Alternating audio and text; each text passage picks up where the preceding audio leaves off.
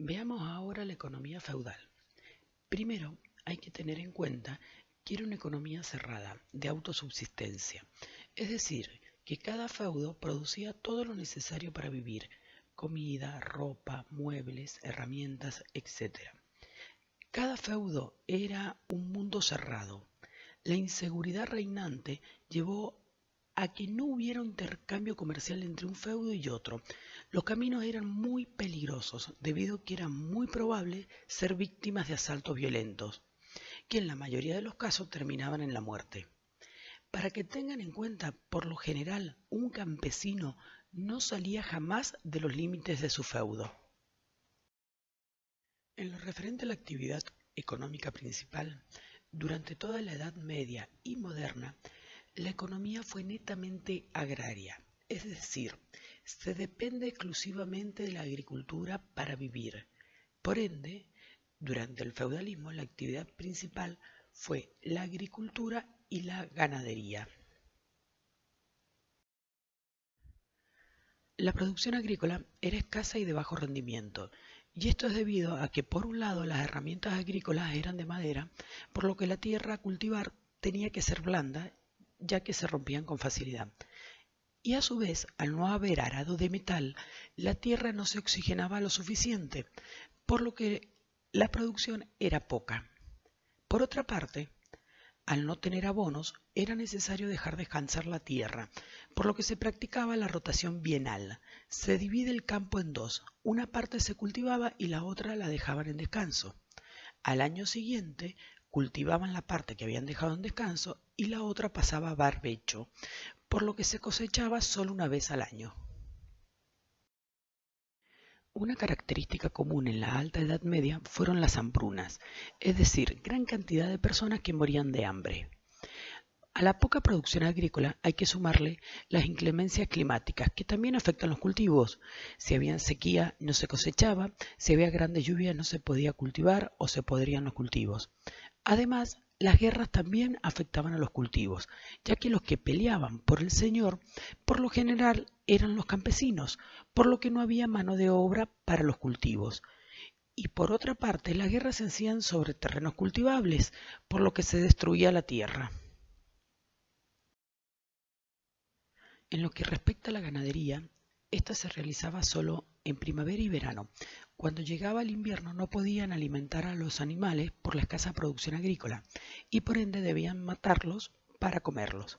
Pero como no había heladera, para conservar las carnes se utilizaban las especies, sobre todo la sal y la pimienta, por ejemplo, el jamón crudo.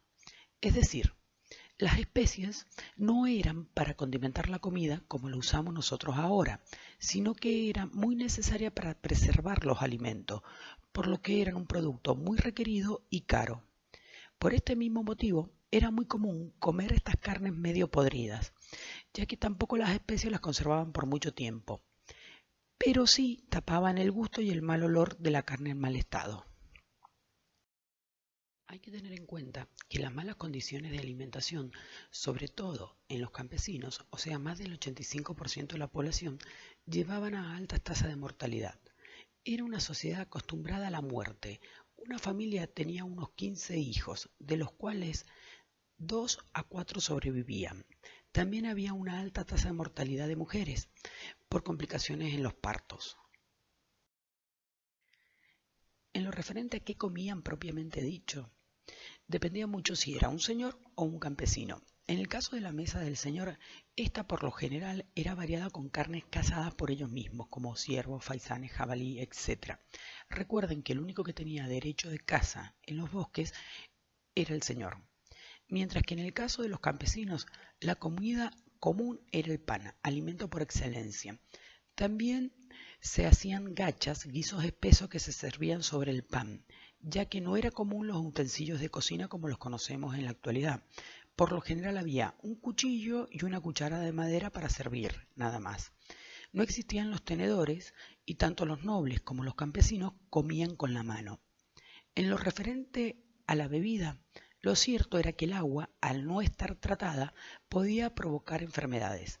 Era insalubre por las condiciones de higiene de la época y por ende transmisora de infecciones. Por eso se bebían brebajes con alcohol, como el vino, la cerveza, el hidromiel, la sidra o el vino de frutas. Esto era tanto para los nobles como para los campesinos. Tampoco había restricción de edad en cuanto a niños, viejos y adultos, todos tomaban bebidas alcohólicas.